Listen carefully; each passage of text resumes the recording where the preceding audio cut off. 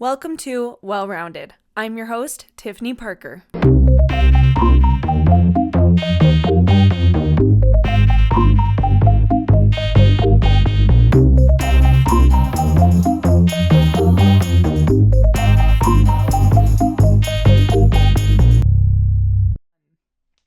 Hello, guys, and welcome back to another episode of Well Rounded. I hope you're having a fabulous week so far.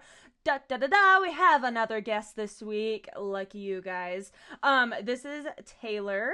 Taylor, go ahead and introduce yourself. Also, please, for my sake, say your new married last name because I think I read it wrong. Okay, I get that a lot. So I'm Taylor Koesser. Okay. There's an O in there that it throws people off. So Yeah, yeah, I'm Taylor definitely Koesser. reading it wrong every time. So that's Do you good. say Koesser? Yes. Or Yep. Koesser or something. I don't know. Yep, I get Something like that. Koesser. I get Kessler. Like there's an L in there, Okay. which there's not. No. So don't know where that comes from. But yeah, that's how you say it. Just, went from Schwen to Kesser to German last names. So can't Love it. can't go wrong, I guess. Yeah. Cool. Yeah. You're still Taylor Schwen in my phone and in my mind. You are. So I'm Yeah. just like, I should Yeah. probably know how to pronounce her last name now. Yeah. No, I get it a lot. That's awesome. Okay, so cool story.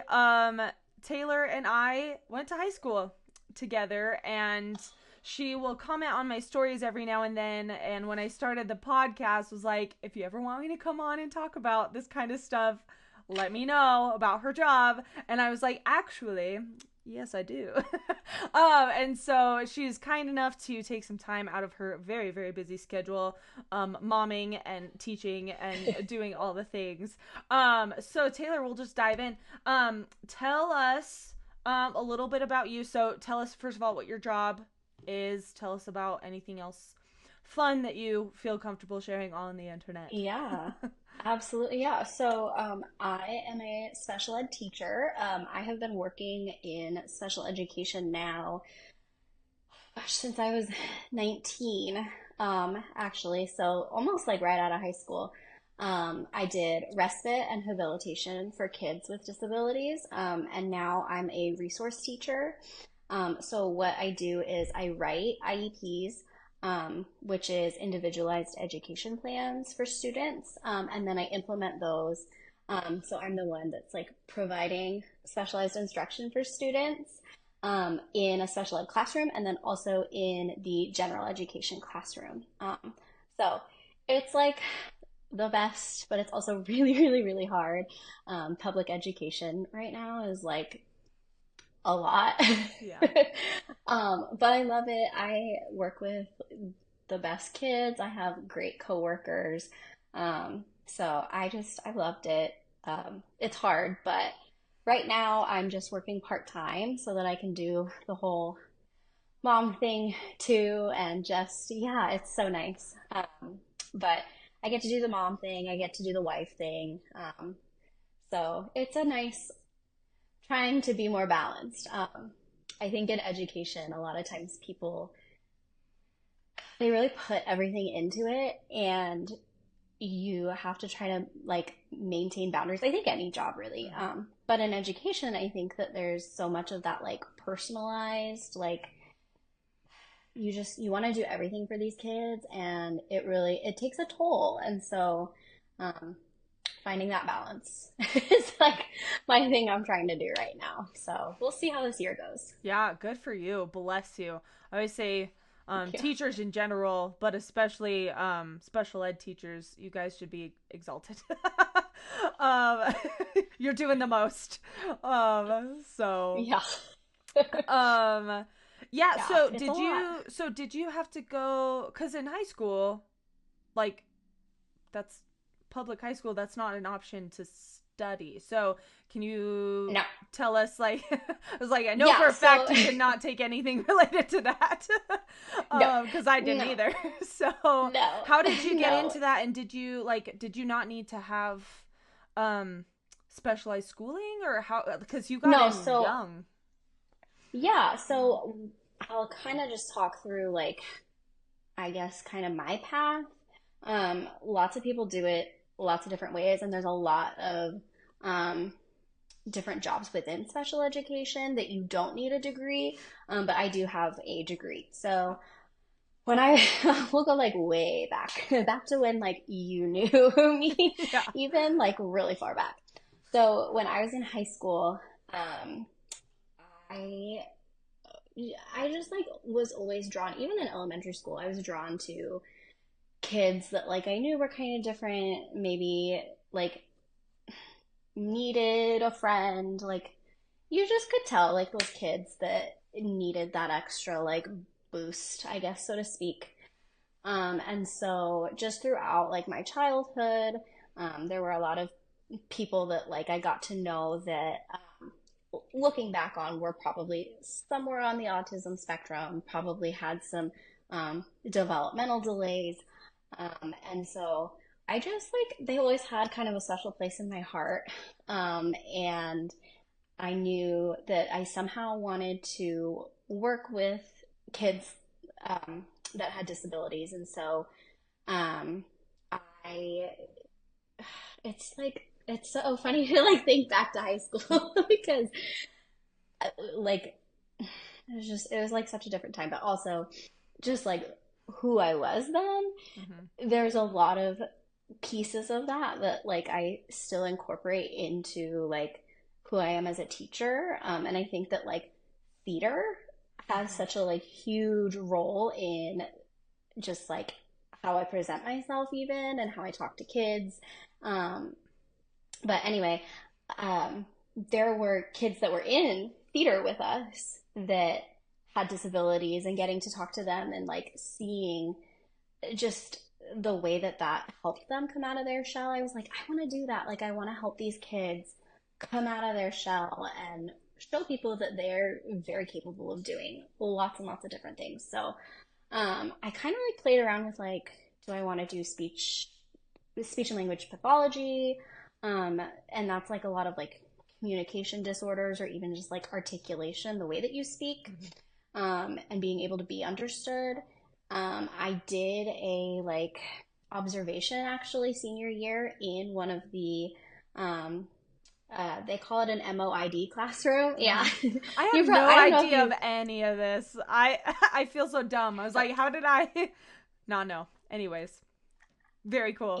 you know, everybody in high school, no, well, everybody in high school is in their own Yeah, it's bubble, true. and teenagers are very egocentric, which Yeah. is like so normal. Yeah, I It's so think normal. yeah, I think senior year I had like one foot in Utah by then and I was like, Yeah. get me out. I want to go to college. So I think I ignored Uh-huh. everyone. Honestly, now that I No, think that's not about it. true. That's totally not true. Because, like, you and I had some good talks in high We did. school and That's senior true. year, so that's not true. But no, everybody's focused on their own thing, especially Yeah. senior year. I Yeah. think everybody feels like that. Yeah. But So you I know did the for me, it mod was class.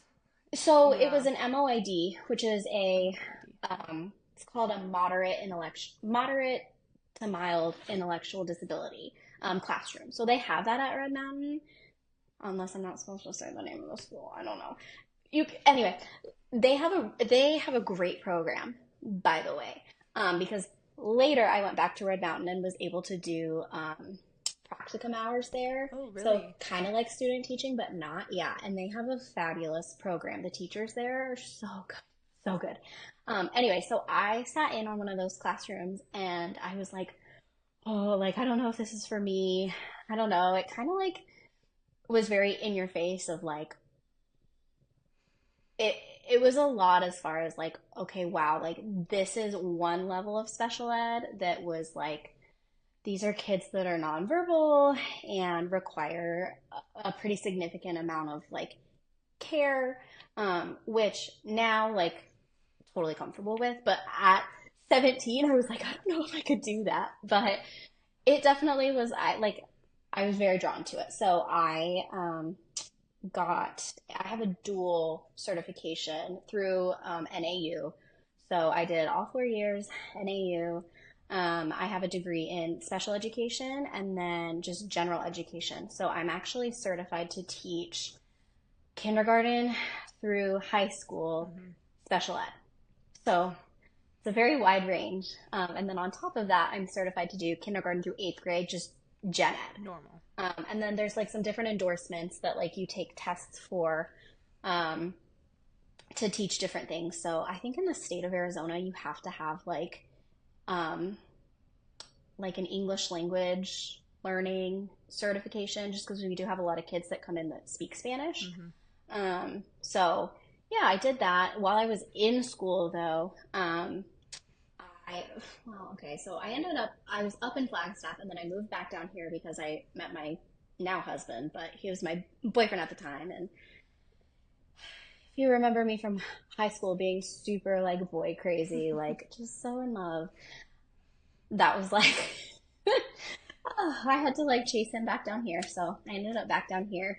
And I did distance learning and was able to work and go to school. So I worked for a company that provides respite for kiddos with disabilities. And I don't know how familiar you are with like that type of work. And of course, I'm at my parents' house because they're watching my son for me while I do this. Oh And my yeah. dad is doing like yard work right That's next to the room okay. that I'm That's in. okay. So cool. Totally fine. So great. Yeah, can you explain what respite is? Because I don't think I know Yeah, what that is. yeah, for sure.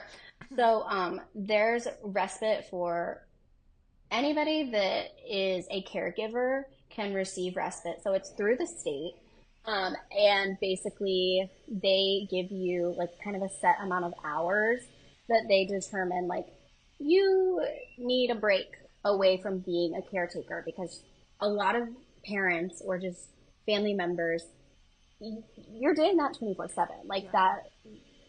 that's not a like clock in, clock out kind of a job. And so for kids that have more significant um, disabilities and require a higher level of care, um, their parents need a break. And a lot of times, they don't have anybody just like in their family that is maybe around that's like trained in, you know, the different level of like medical equipment that Mm-hmm. sometimes these kiddos need.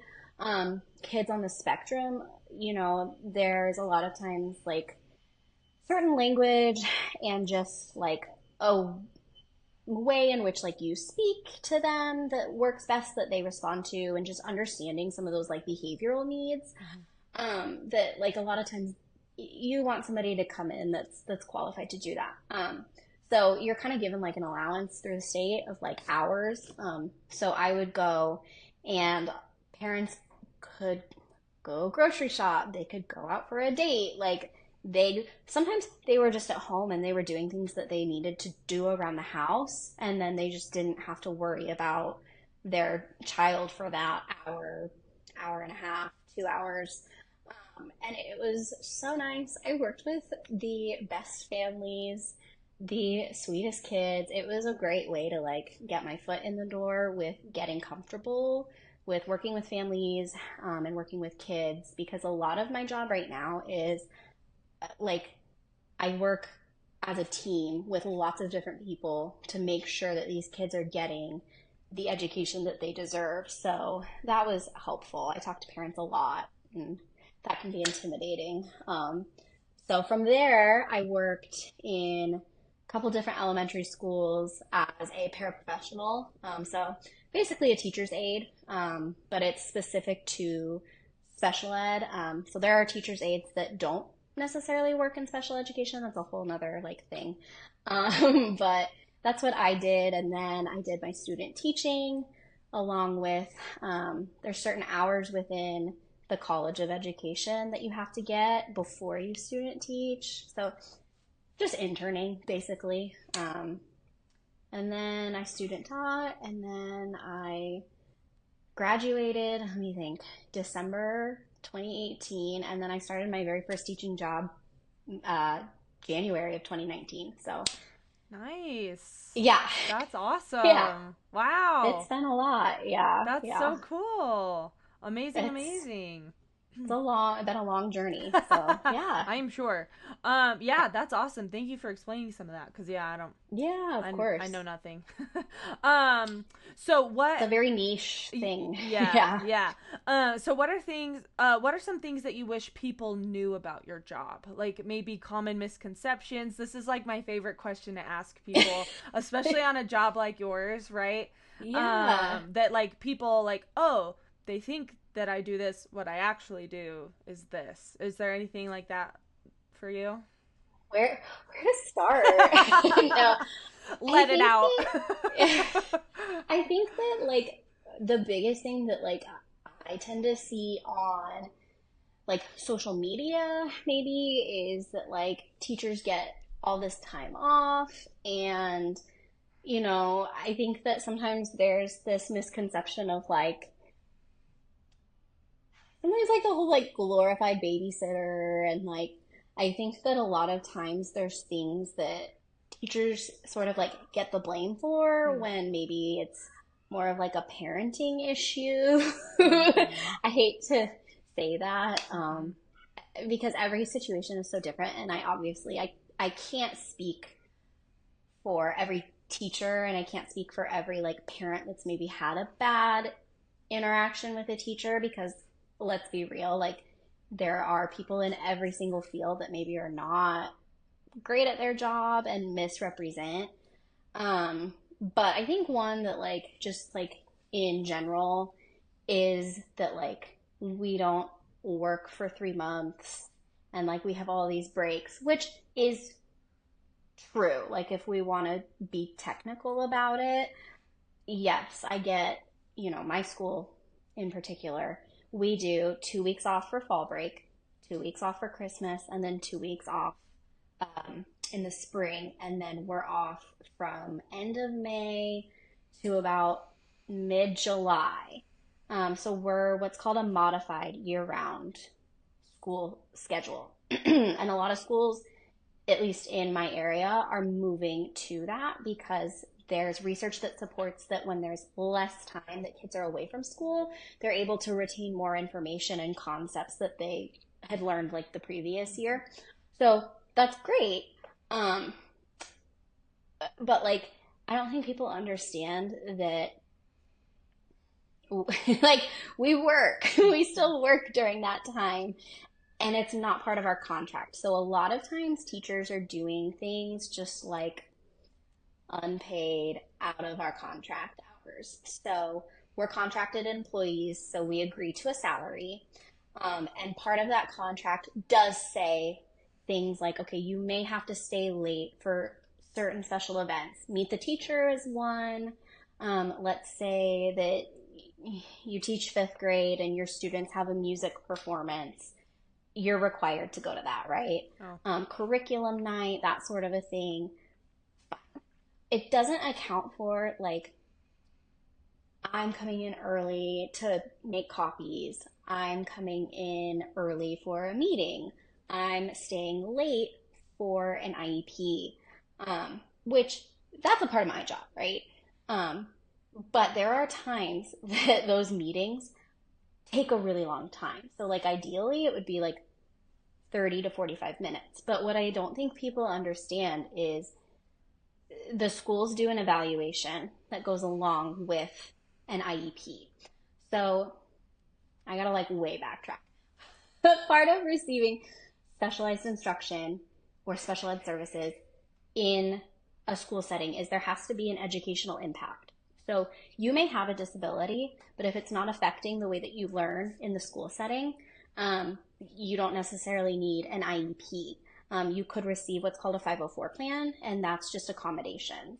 So any good teacher provides accommodations to students naturally. However, these are like legal things that you are obligated as the teacher to follow. Same with an IEP. An IEP is actually a legal document. Can you So, explain real quick what an IEP is, like what that stands for? yeah, absolutely. So, an IEP is an individualized education plan.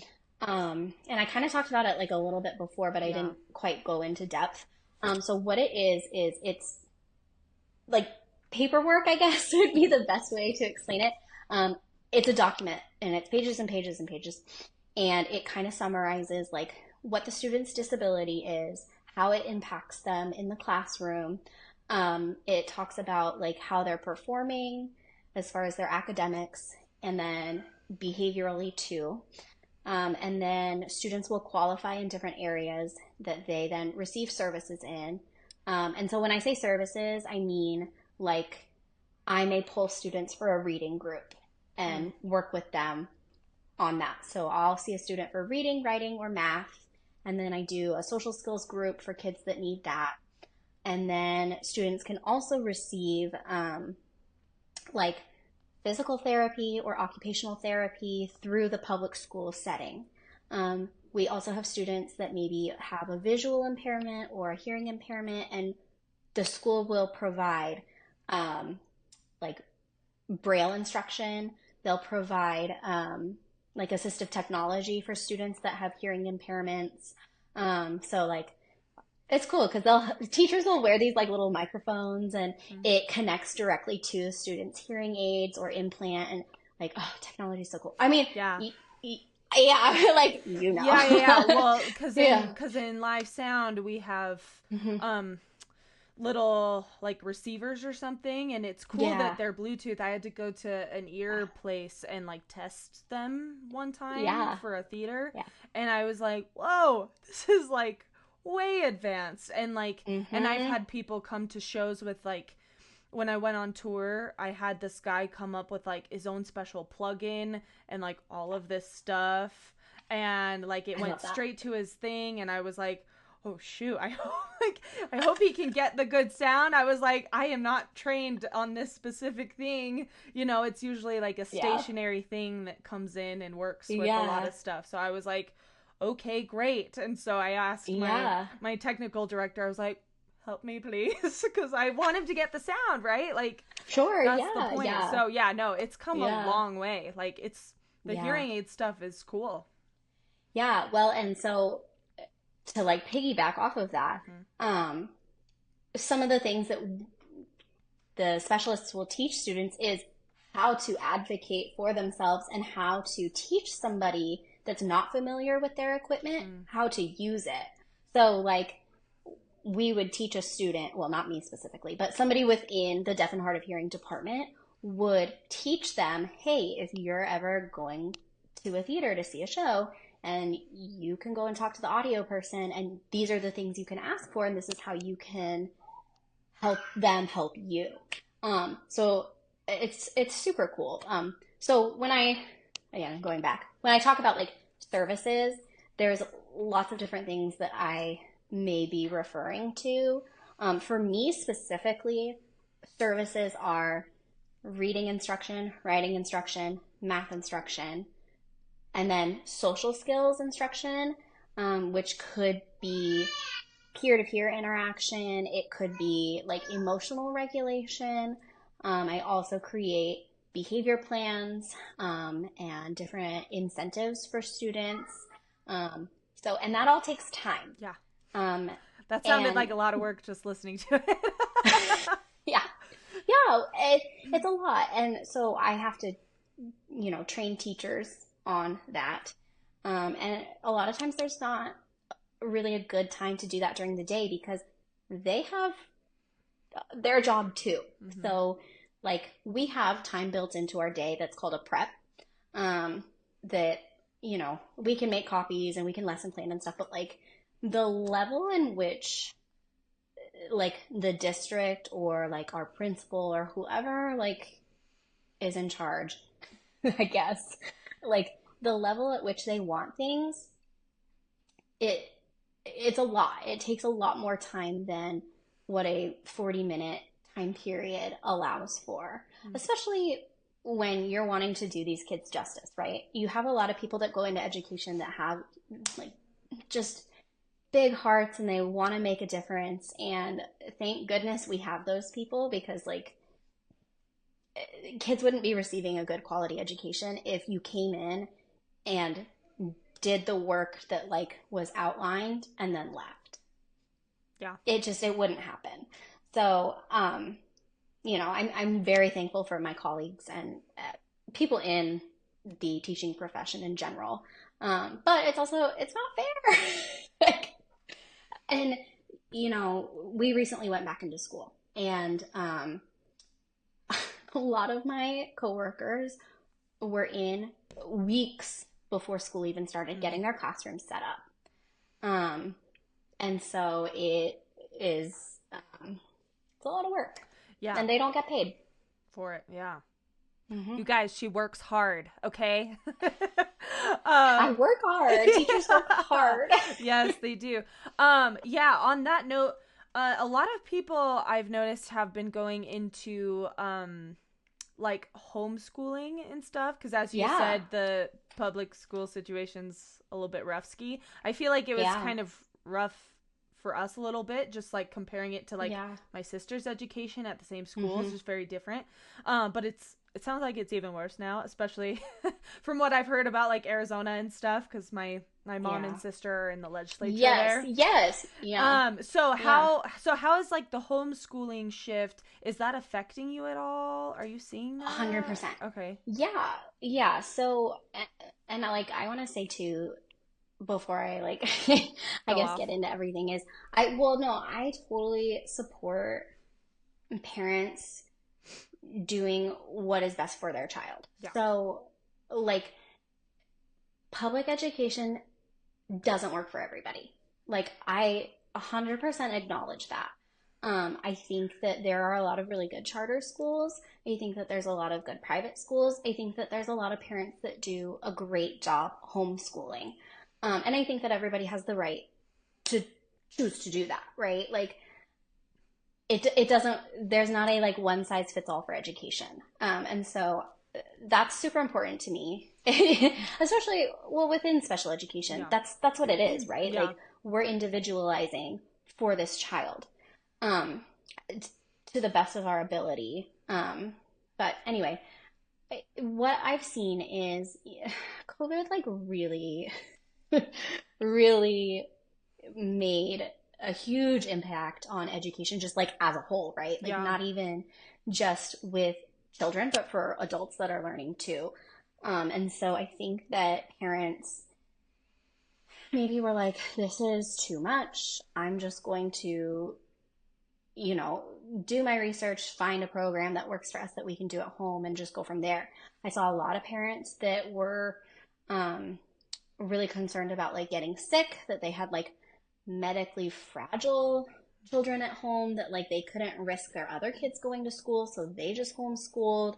But as things are changing and as we're moving out of the pandemic and people being really concerned and just all of that, we are seeing kids that are coming back into public school, that maybe are missing skills, Mm. because there's a difference in a lot of times, one, the curriculum, right? Like, homeschool curriculum versus public school curriculum is obviously going to be different.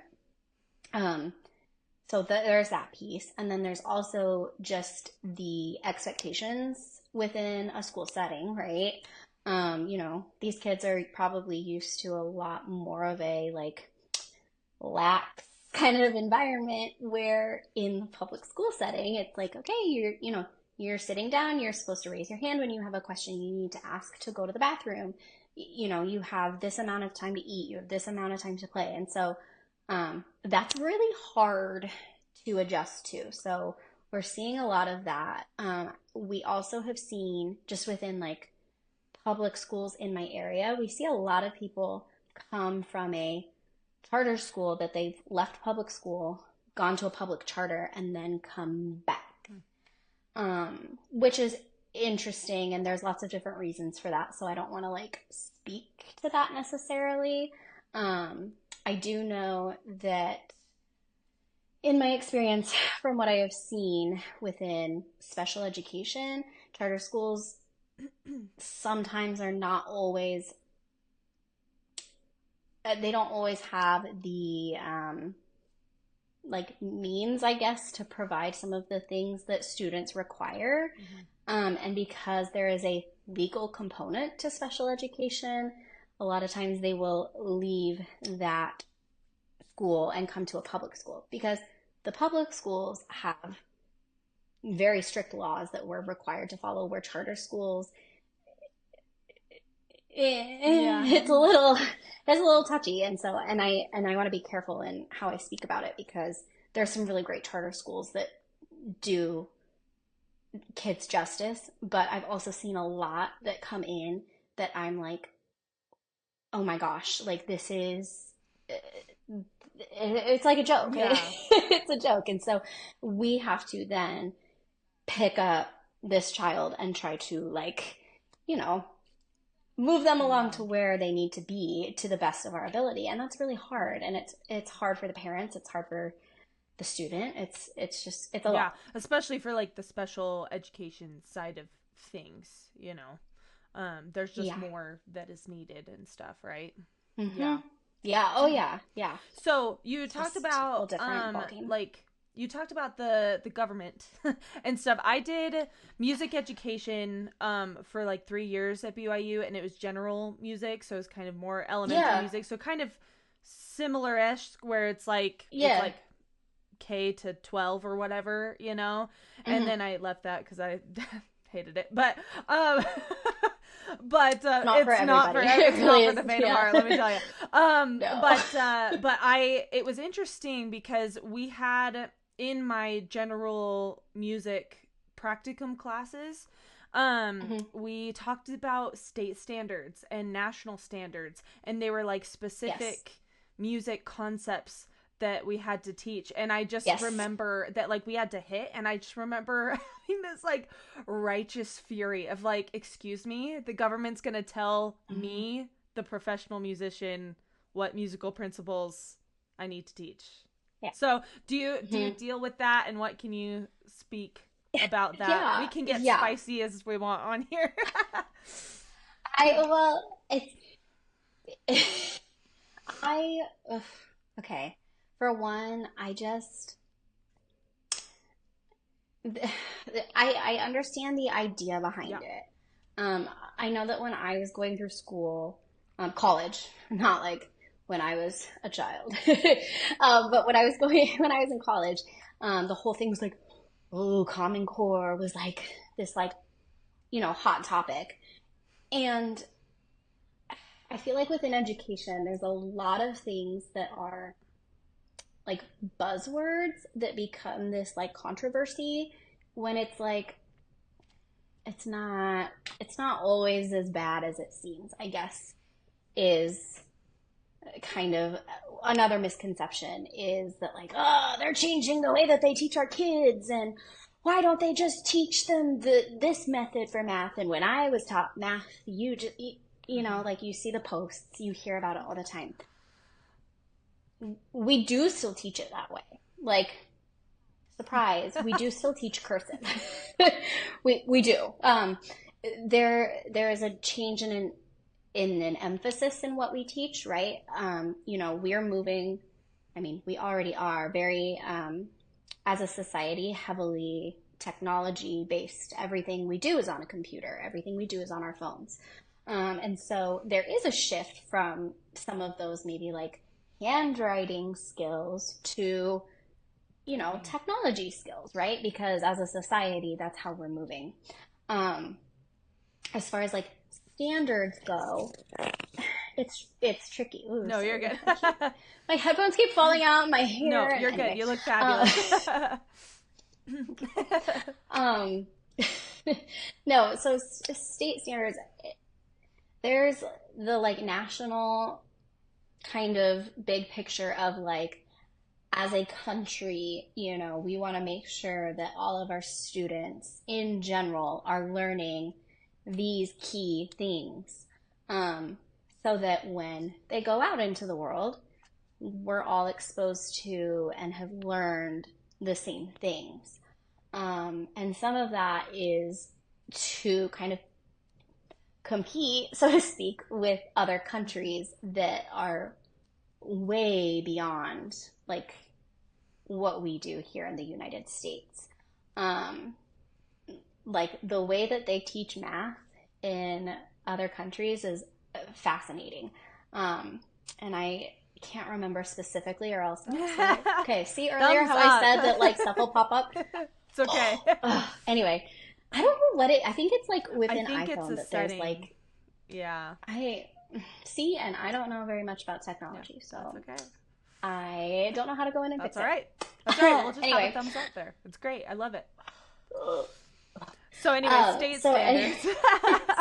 state standards. So then within, the like national standards, the states go in and say, okay, these are the things that you need to be teaching kids in this grade, this grade, this grade, and so on. Um, and then there's like certain things that we require students to pass. So that's like the standardized tests. Mm. So like when you and I were in school, it was called AIMS. It was like Arizona, I don't know. Then it was AZ Merit, and now it's the ASA. It's AASA, and it's Arizona Academic. I don't. I'm gonna be Arizona Academic Standardized Assessment. I think that's what it is. You would think that I would know, and I probably should, but you know what? They've changed the name like two or three different times since I've been teaching, and I've only been teaching for like 6 years, so there you go. They change it all the time. So we expect students to pass those in order to like graduate. However, my beef with standardized testing is you are looking at a snapshot of a student's ability. So it's like, okay, you have kids that are academically, brilliant. Like they do well in school, they don't test well. So when you put them in a lot of people have test anxiety. And so you put them in this high stakes, like, okay, kids, like you have to pass this test. It's really important. And like we start test prepping like months in advance because the wording for the tests and like the expectation of like you're sitting on a computer and you have to sit and you have to stay quiet and you can't get up, like we have to prep these children for that. And a lot of kids don't do well with that. Like I don't do well with that, and I'm a grown woman. So you know those expectations are hard. So you've got that, and then you have kids that like who knows what their home situation is like, and they come in and they're expected to take this test. They're probably not going to perform well if they haven't been eating and sleeping right. And like there's that factor. You have special education students who have gaps in their education. They are typically not going to be on grade level, especially if you've got students that have learning disabilities. They typically are about 2 grade levels behind where they should And they be. have to take the So, standardized tests too? yes, ma'am. Yep. So, and Okay. okay, when I write, yep, listen to this. So, oh, Buckle up, folks. yeah, buckle up. So, when I write IEPs, I may have a student who is reading at a second grade level, and the student is in fifth grade. Okay. I cannot pick a second grade standard for them to work on. I have to pick a fifth grade standard, and then within like my writing of a goal for them, I have to word it to be at their level and match the standard of their grade level. So, okay, it's like I get it, but then I'm also like, What the heck? well, how does that Yeah. make sense? So the like logic behind it is that we are trying to bridge the gap from like their skill over here to meeting the grade level standard. So we want them to be here, so we write the goal for here, but they're over here. So to give an example, if I'm working with a student who, oh gosh, let's say they're in third grade and multiplication is like the big thing that the kids learn in third grade. Let's say they're working on adding and subtracting multi-digit numbers. Adding it and subtracting is a prerequisite skill to multiplying, right? Like you can't really multiply if you don't know how to add. So I would pick a standard that has to do with multiplication, within like 10. And I would say, um, you know, by next annual review, this student will be able to add numbers within 1,000 with 80% accuracy because they need to be able to do that to get to the grade level standard. So, like, I get the logic behind it, but I'm also kind of like, that's like, In practice, it's different. it, Yeah. in practice, it's totally Yeah. different. Yes, because I can't do that yet. So there, it's just Yeah. one of those things. I don't know. There is a lot of teachers that I think, feel pretty strongly about like the standardized testing. Others that maybe like don't. It's one of those things that it's just part of the job. I think that the one thing that teachers maybe feel more like passionate about and frustrated with is maybe more of like curriculum and what we're allowed to teach and how we're Mm. allowed to teach it. I don't necessarily run into that a whole lot because special ed, like, I am allowed to be very, what's the word I'm looking for?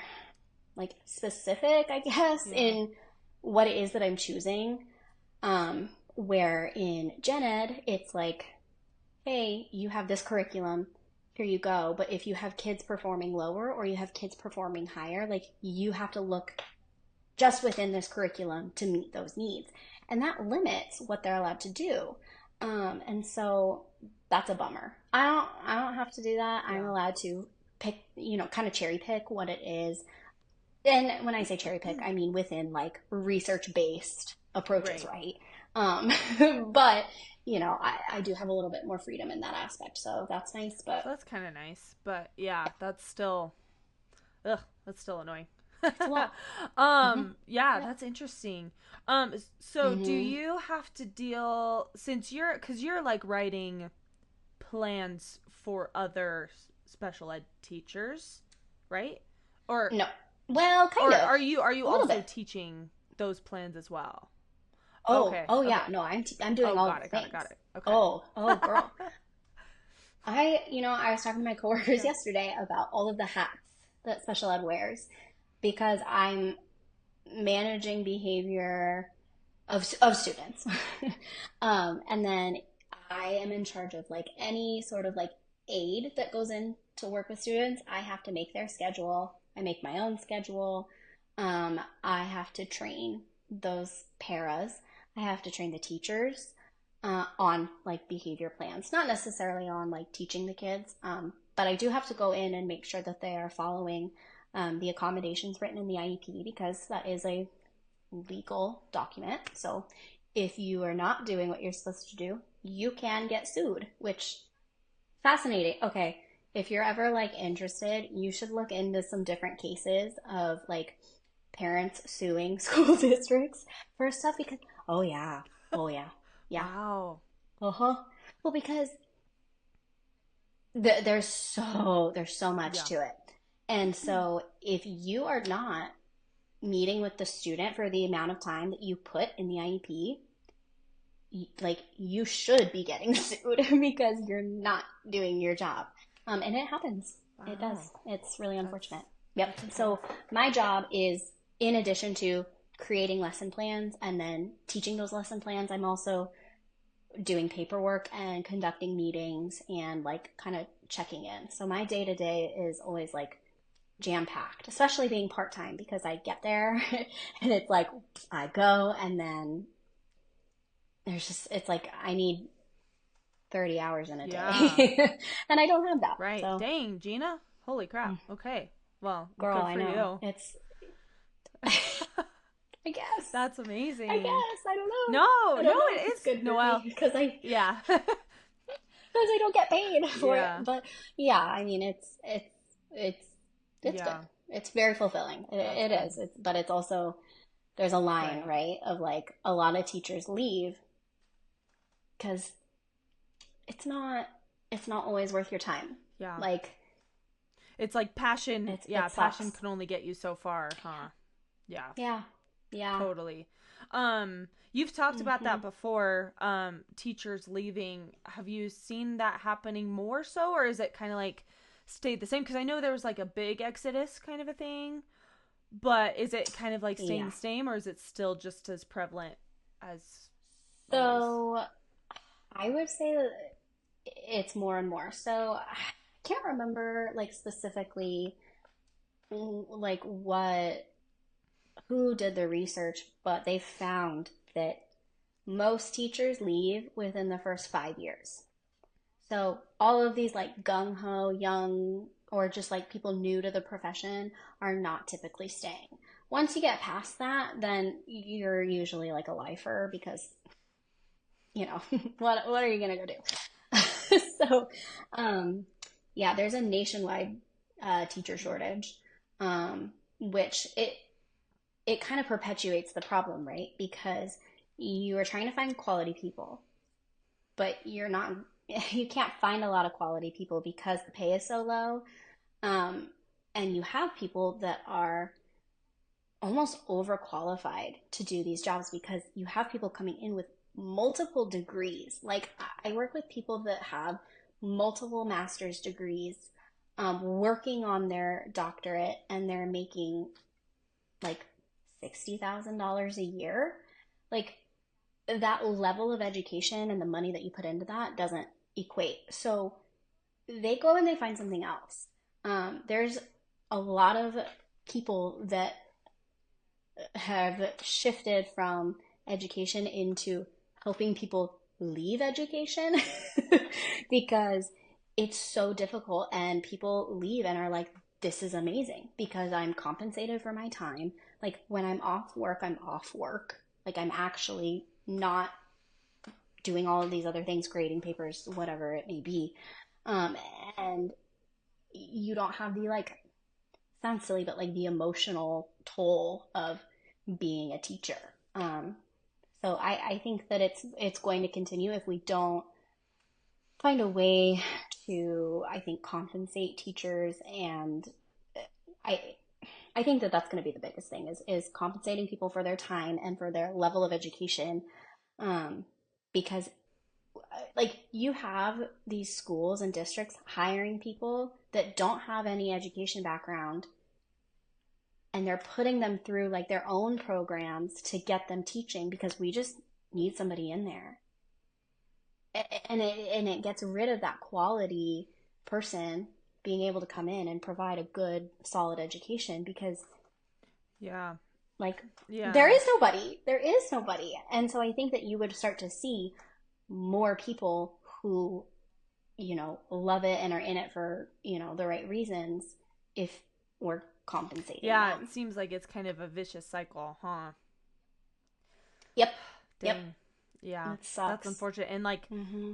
then people pulled their kids out of school and homeschool them or whatever, right? Or whatever.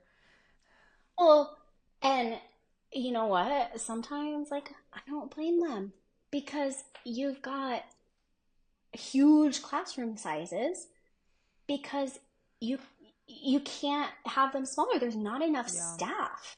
It just it can't happen, and so it's really unfortunate because, like, I mean, unless those parents were a teacher or that's like an area of interest, like, there really is, you know, methods of teaching that are research based and effective that sometimes like these parents are not able to do. And so not that they're not like doing their very Right. best, you know what I mean, but like there is a lot of stuff that we learn within college that is research based, and it, those kids may lose out on that.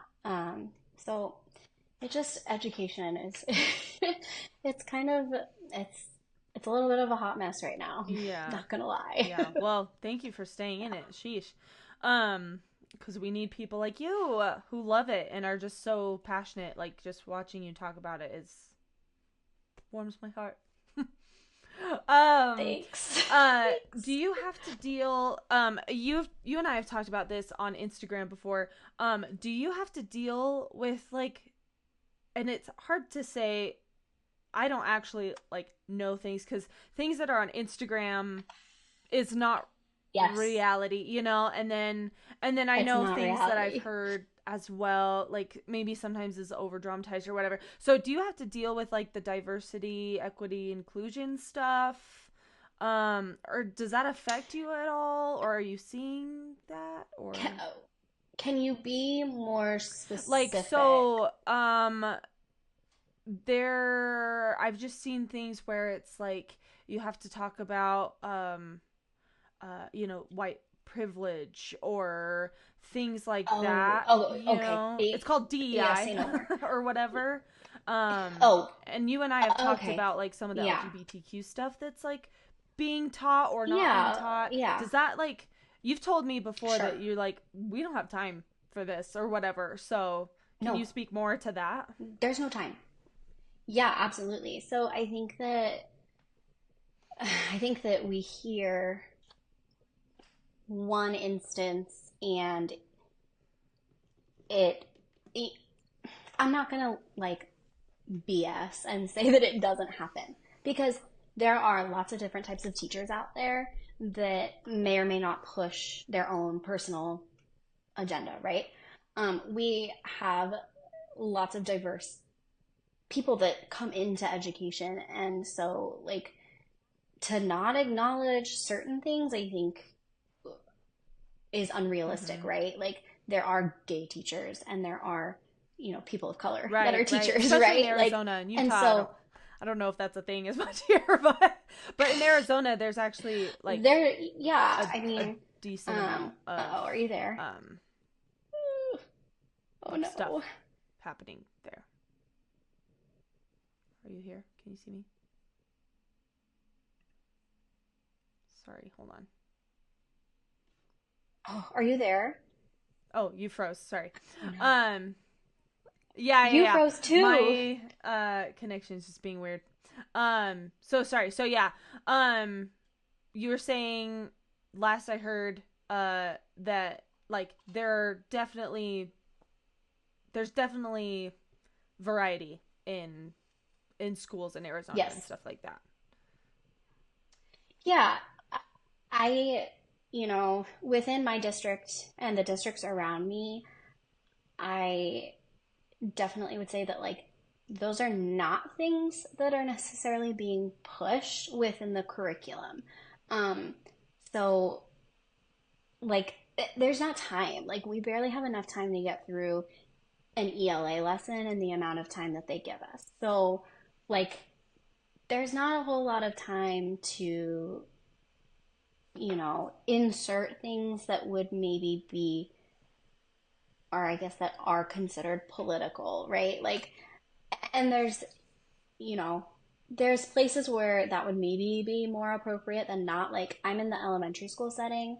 It would not be appropriate for me to have a conversation with my young students about what, like, a gay person, like, what that is, or like what a trans Yeah. person is, or talking about, like, what is white privilege. Like, that's not Yeah. appropriate at that Or level. So relevant for I their know, life, like, really. it's Yeah. no, it's really not. Now, we do have students that, you know, they come from LGBT families and like okay, like does it really come up though? Not really because like kids talk about their parents and most of the time it's way Mm. over their head. Like they're not going, "Did you just say that you have two moms or did you, Yeah. like they don't really talk Mm-hmm. about that kind of stuff. I will say though, as they get older into like fifth and sixth grade, Mm. it does come up. And I've seen it a lot more as far as kids kind of trying out different pronouns and or just the whole they them thing. And I have not had a situation, at least at my school, where it's like the whole bathroom thing. Like not at my school. That's not to say it's not happening. And I think that that's a very case by case situation. Um, and I think a lot of times that for the level at which like or I guess the age of the kids that I'm working with, it's not usually a thing that comes up. Now in the junior high and the high Mm. school, Yeah. whole different ball game. Um, I think that kids are exposed to a lot on social Mm-hmm. media. I think that a lot of kids hear some of the like buzzwords and hear some of the like political things that are like hot topics right now. And I think that they try it out. I think that they are figuring themselves out. And so there's like that.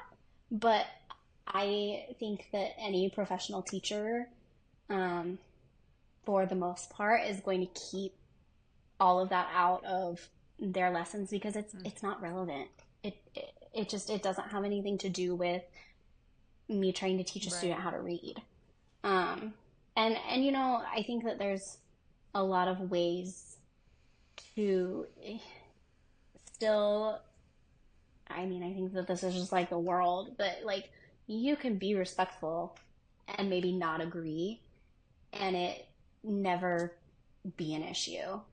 So I think, if anything, that's like teacher's whole thing. Yeah. I think is to teach that and teaching our students that. I know, speaking of like politics and like just within Arizona education, what's his butt?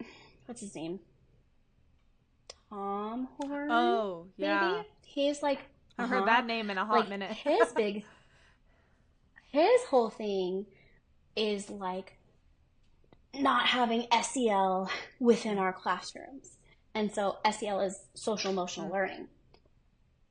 But like, I think that there's a misconception as to what that is because it's not maybe as like, I don't know, controversial maybe as some people think. What I don't is know. Like social emotional it, learning? Like, I like I got you. know what that is, but like So what is yeah, it's teaching kids like what their feelings are and how Oh. to express that in a way that's appropriate and how to resolve conflicts and how to do that in a way again that's appropriate. So um it's teaching them I it kind of back to what I was just saying is teaching them to be like respectful of lots of different types of people and it may not make any sense to you and it may not be the way that like you do things, but like that's okay.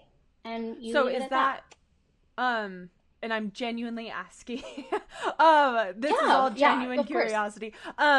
Is Yeah, yeah, yeah. that something that's not being taught at home then? Is that why like the government's do my parents love each other and they love me and they raised me well, you know? So like again, genuine curiosity. So is that kind of I never remember hearing that term ever growing up. So is that kind Yeah. of like to fill in gaps for people who aren't being taught that at home or Yeah, and here's the thing is it's not necessarily like, hey guys, okay, let me back up. There is okay. curriculum for it. There is, and it's all like community building and like team building and getting these kids to understand like what that looks like. I think that some of it, one, comes from like if you look at certain ages, like COVID babies or kids that were in kindergarten during COVID, that Mm. lack of exposure to other kids, um, there are gaps in their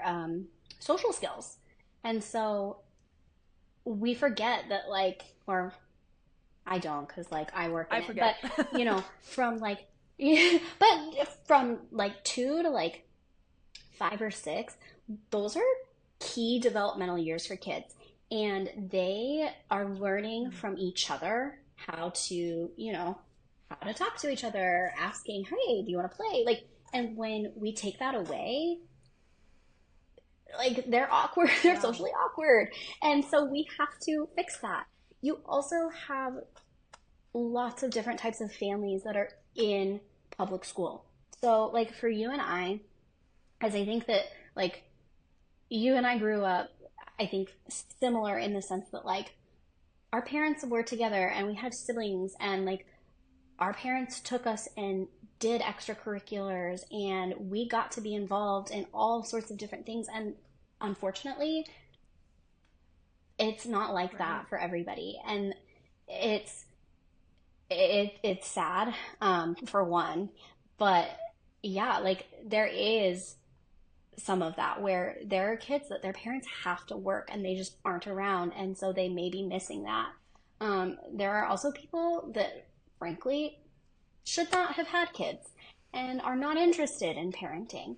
And so, yeah, That's the tea. which is a whole different Yeah. story, right? Mm, like sometimes I'm like, wow, you really can just have a kid. You really can Yeah. just have a baby. And that's a little scary, but it's true. And so you have these people that come in that aren't superstar parents. And unfortunately, we do end up having to pick up Dang. that slack. And we shouldn't have to, but the reality is that, the kids deserve that. And so, social emotional learning kind of encompasses a lot of things. I think that, like, from what I've seen, a lot of it is like learning about like yourself and your emotions and how to express that. It's how to be a good friend. It's, what does it mean to be like a member of like your community? It's a lot of things. And so to like say like you can't teach that in class, it's like it's Yeah. kind of part of just like going to Yeah. school though, because they come in and it's like our classroom like is a family and we all care about each other, and like I don't know, it's things that you don't realize that not every child is exposed to at Yeah, home. no, that makes sense. That's something we talked about in music ed. Is how like Yeah. cuz we would do I'd write like a bunch of papers on the importance of Yeah. like music in Yeah. the elementary classroom or whatever, right? Yes. And so Yeah. yeah, we would talk about that a lot where it's like music is not just like learning music, and a lot of people kind of one of my misconception things is it's not just learning music, like you're learning to interact with people, like you're learning how to care for an instrument, which is like caring for Yeah. anything, right? Or, things like that. Yeah. It's not just what it appears to be on the surface. So that totally makes sense. Hmm. Thank you for explaining that. Yeah. Yeah. And, I think that that's a piece that maybe sometimes homeschooling misses, that I know that there's a lot of groups that like you homeschool your kids and then you like go out and do stuff. So I'm not necessarily talking about that, but like there are things within the school setting that are preparing you in the long run for just like real life.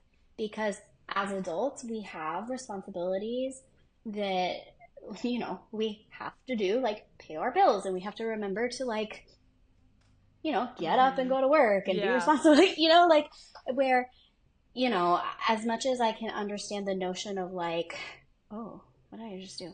Um, Yeah, yeah. can you You're hear me still good. okay?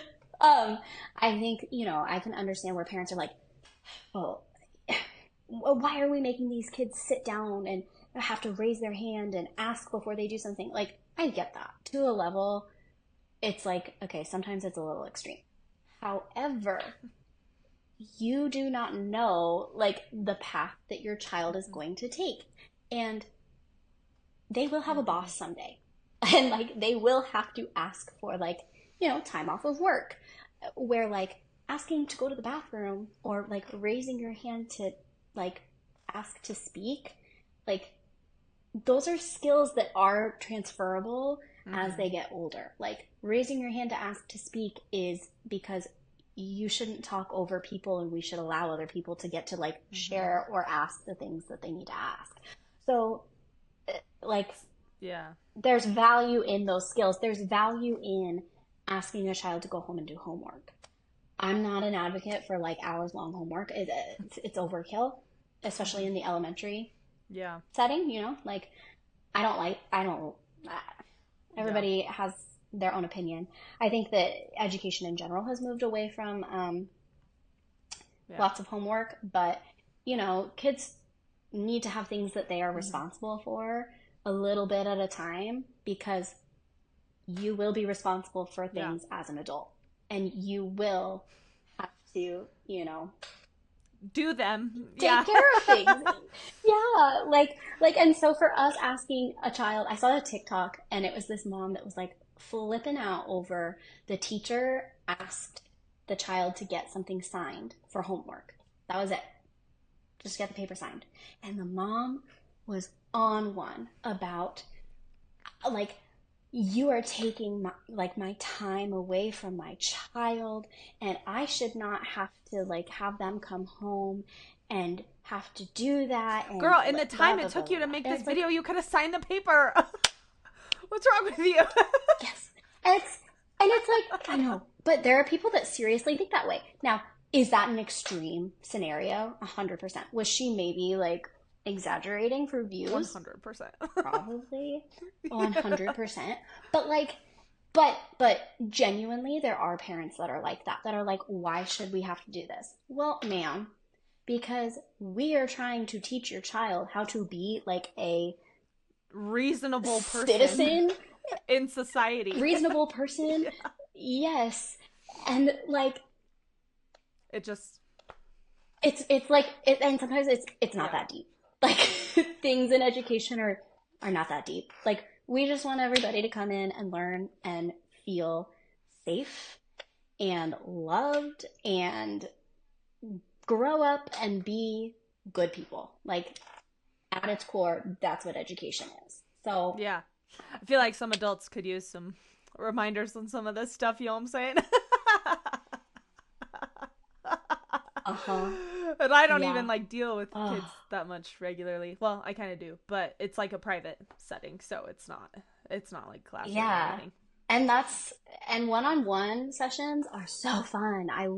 I rarely get to do that, but it's so fun to connect with kids in Yeah, that yeah. way. I love when I was doing that stuff because like you kind of learn, I'm sure it was the same for you, you kind of learn all of the things, right? So it's like I know how to conduct an orchestra and a band, and like I know enough about a bunch of different instruments to have to teach it, because it's usually just one Yeah. teacher teaching all of it. At Red Mountain we had three separate teachers teaching choir, band, and orchestra, and most schools don't have that. Oh And yeah. so like we had to learn how to do it all, and then we had to learn high school and do all this crap.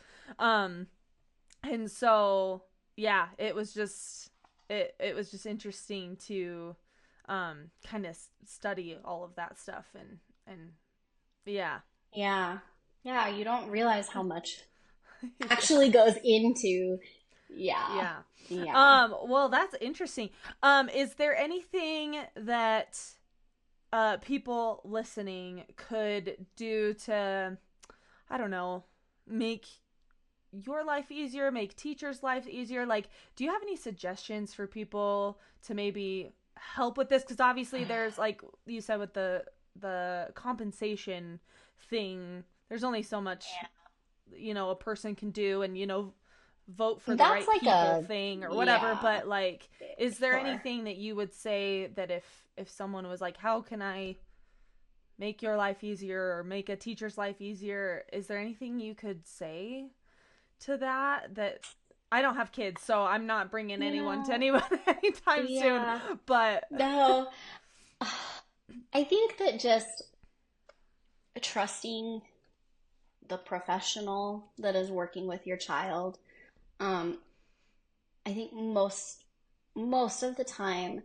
they're trying to look out for your child, and so trusting that, and you know being willing to hear out what they have to say, and like I don't know, I think in special ed, sorry, my phone is going off. I think within special ed too, it can be hard because it can be hard to accept and acknowledge that maybe your child is different, and not, we call it like typical development versus like non-typical development, and it can be really hard to, I think, accept that. And that's hard. It's super hard. My son um, is in physical therapy. He's 17 months old, and he was not like walking when his milestone Hmm. like he should have been. And like I work in special education where we normalize needing extra help and like it's totally okay and there's nothing wrong with it. And it was still a little bit hard for me to be like, he didn't meet his milestone. Like, and he's ahead in No. everything else. So, like, it was weird that he was not walking when he was supposed to. And so, like, even that, like, little glimpse of, like, oh, he needs something extra and he's a little bit, like, different is kind of hard to accept. And, like, I think that parents need to like trust the process in like whatever their teacher or whoever their child may be working with. Trust that like they're a professional, and that they know what they're talking about, and that they really are looking out for your child and want what's best for them in conjunction with whatever it is that like you're trying to do with your child. I think just trust. I think appreciation.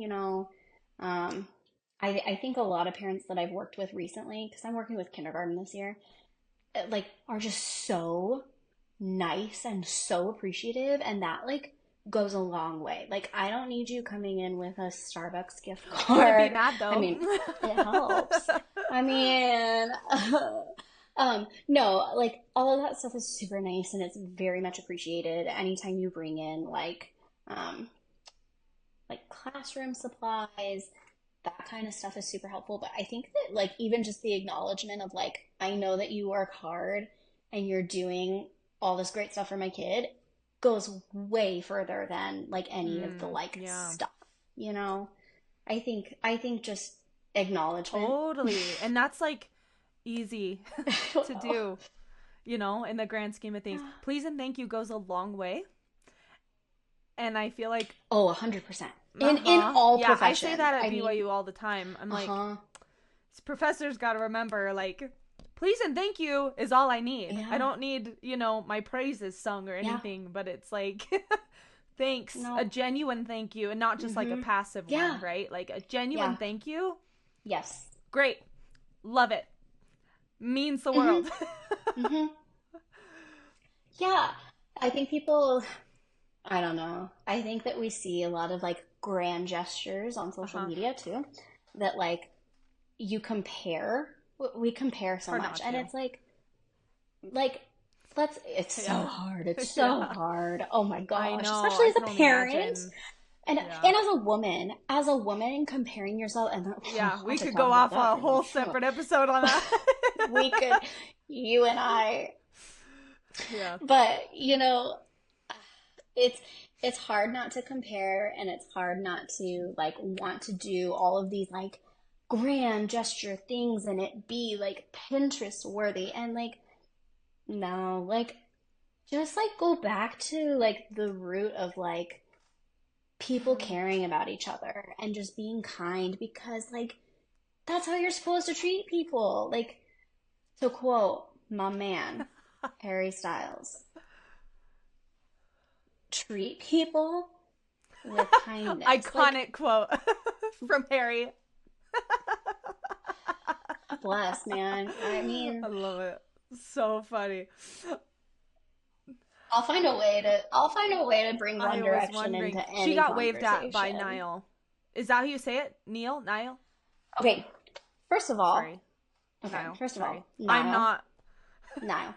Second of all, not only did he That's wave worthy to of me, balloons. oh, look at that. Worthy of We got a balloons on little, that one. not only did he wave to me, he You had a spoke, like, we discourse. had a, I literally was I so know. sick at that, and I cried so much. I And think I know some yes, people who so would cry as well. So if they were in your spot. yeah, I mean, I literally named how like funny. And you know what's so funny? This is Yeah. like totally off topic, but like because you know me from Hmm. like a long time, Hmm. like 10 years ago, literally. Like my thing is also Leonardo Yes. DiCaprio and Titanic. Yes. Okay, so well Right. that and like Disney. Like there's like key like anyway, but like me back in high school was like Disney, Leonardo DiCaprio, Titanic. It still is. But like so my husband and I have talking about like having another kid, you know, because like that's the natural progression of things, I guess. And I'm like, I really would love like if we have another son to name him Dawson after Jack Dawson You from would. Titanic because of course, duh, like anybody that knew me from high school would be like, Yeah. yeah, okay. Yeah. It's like on brand for me. Okay. And my husband is like, no. I'm like, why? And he's like, I can't, he's like, I can't, like, no. He's like, and I think of like Dawson's Creek, which I also loved. And I'm like, but it's not Dawson's Creek. It's Jack Dawson. It's Titanic. And he goes, no. And I'm like, hold on. Your line, like One Direction, I naming a was kid gonna after One say, yeah. Direction, fine. But your line is Titanic and Leonardo DiCaprio.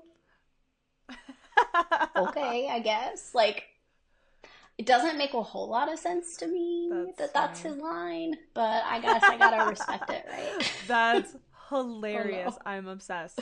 Well, thank you so much, Taylor. So, before we end, you have an Etsy shop.